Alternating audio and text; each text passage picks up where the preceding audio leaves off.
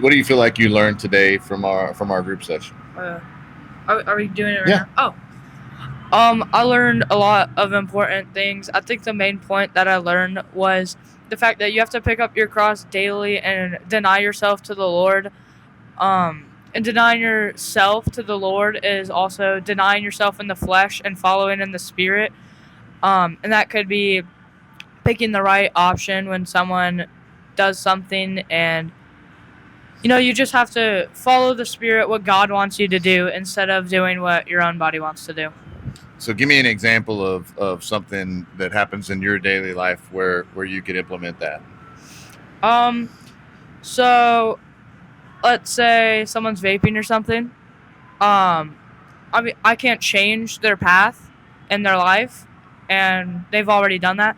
But what I can do is I can talk to them and kind of tell them that this isn't the right thing, but I'm not going to physically stop you. I'm just going to tell you, and it's your choice whether you want to do that or not. Mhm.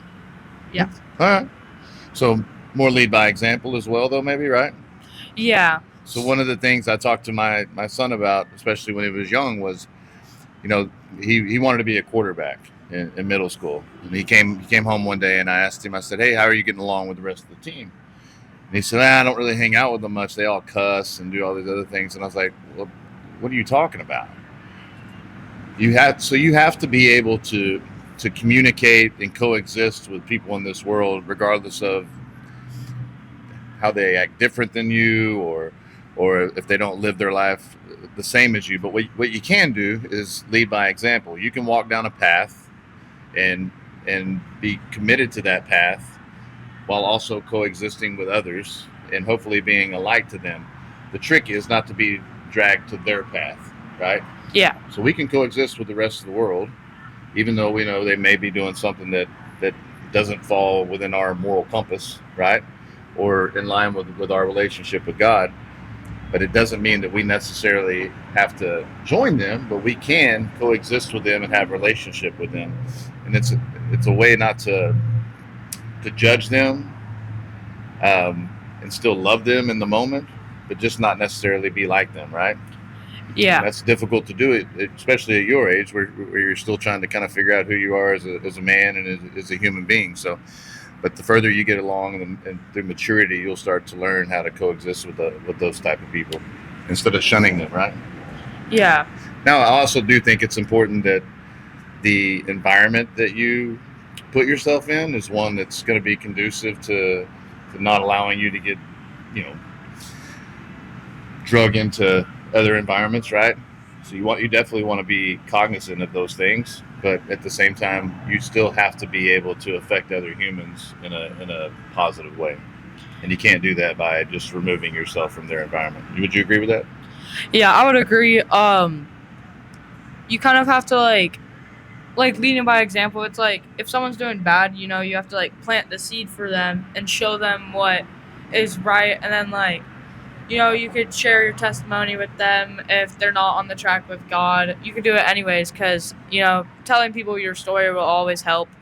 And coexisting with people, no matter what they are, is like Jesus, with the widows and stuff. Most people would not talk to them and like that, but he accepts them, embraces them, and loves them. Um, and I think that's a good example for how we should be to others. Mm-hmm.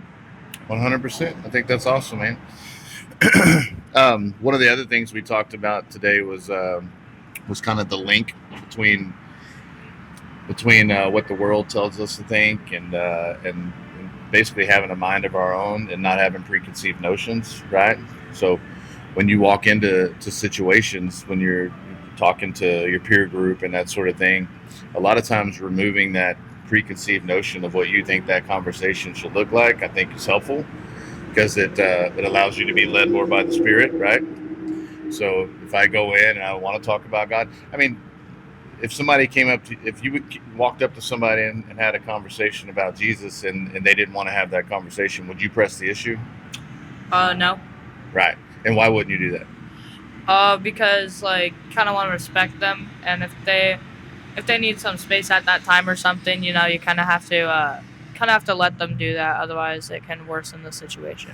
Do you think having that conversation would bring them closer to God at that point, or probably push them further away? I'd say it would probably push them away, because seeing someone who is involved with Christ and Jesus and seeing them like not respect you and stuff, it kind of sets like most people would think that's how all Christ followers are, and they're like, I don't want to be a part of that. 100%, man. I completely agree with you. So your job is to what at that point? Just live your life in an attractive way, right? In a godly way, and plant seeds along the way, right? But not necessarily press the issue. When you have those conversations, you can plant a seed, walk away, and then God will do the work from there, right? Yeah. Right. That's good stuff, Andrew. Thank you. It's good stuff.